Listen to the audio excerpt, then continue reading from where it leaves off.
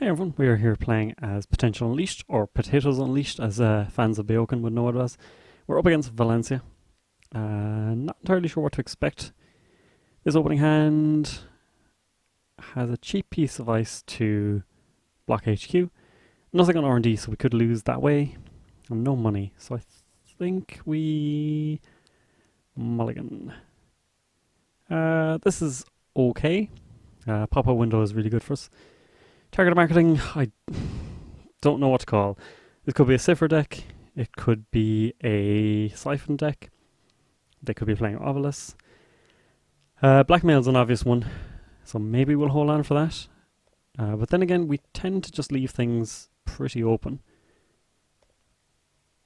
Perfectly willing to install a couple of face-down cards. If it comes to a point where we are setting up a remote, because we do have some good pieces of ice, then I might go for it. Aaron Marin. So everyone is playing this card apparently. Decent, because it will protect them if they try and make a run on, we'll say, a snare. We could chuck down the shock and see if they're willing to test things out. But for the moment I just want to take money, which it doesn't put pressure on them unfortunately, but I would prefer to be able to put something down and an agenda. At least next turn we can hopefully restructure. Oh, incubator. So medium seems like a good call for this. And DDoS is here. So time to double ice things. We could be looking at siphon. They're very poor, so I think we could install advance.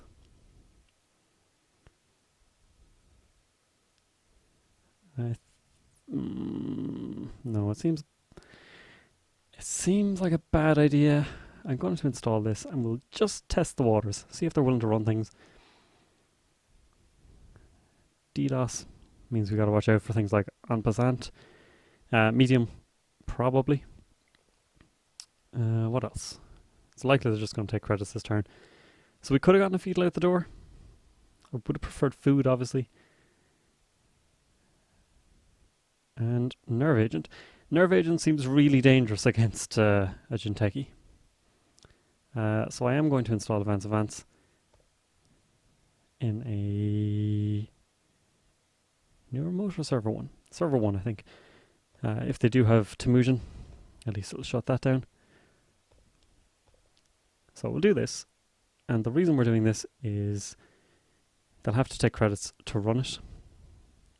And I mean, they can spend their entire turn going credit, run it. And credit again, because this will kick in. I'm not too disappointed if they burn through a lot of cards or a lot of their deck. No, they're just going to take credits. We could leave it. There's the food. One turn too late. Do we leave this? That is the question. I think we draw one. Could gift here. That seems good, but then they might run this. Let's money up. Feedle is there. If they want it, they can have it. They have to run through pop-up a few times, which gets us money at least. They can ship this over and go for the DDoS play. But at least we'll get to neural them. And it gets DDoS off the table, which is quite important as well.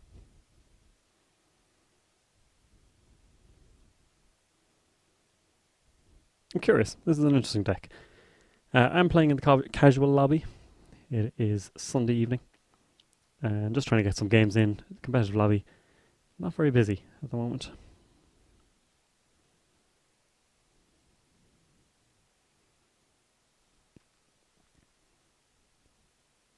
So they're taking money.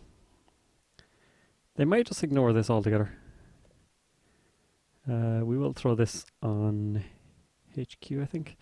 Let's draw. Ooh, things have gotten less good. Let's chuck that down, because these are not the ones that you want to A, have in HQ, and B, lose, because they're the only ones that don't do damage. We do have run House of Knives, of course, as well. But yeah, these are the ones that you have to worry about. So I think targeted marketing blackmail is actually a decent call. And maybe Chuck. Oh, there is medium. So now targeted marketing blackmail is a very good idea.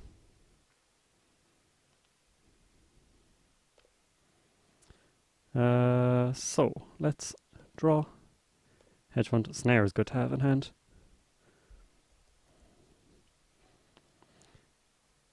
So now if they do want to turn off this, they can play their own current, which would be annoying.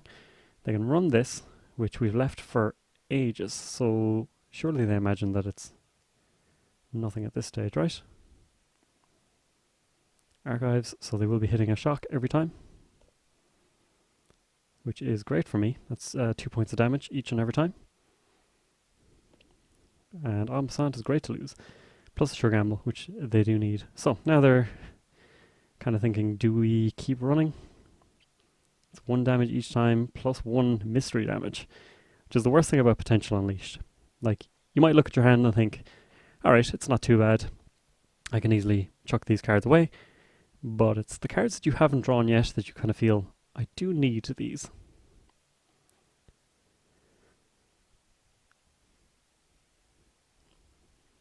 So we'll see. They are going Nerve Agent. They can DDoS this here. Oh, we're getting money. So we get money, but they are going to see our entire hand. They're actually going to die here, right?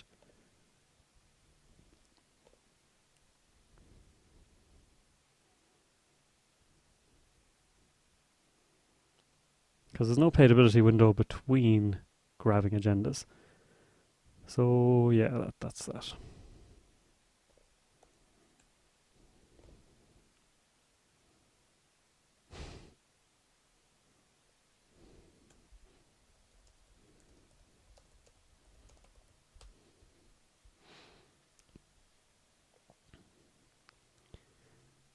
So yeah, running massive multi-axis against Jinteki is not always the wisest idea, especially with something like Potential Unleashed, which very much is trying to kill you. Whatever way you look at it, it definitely wants to do some damage.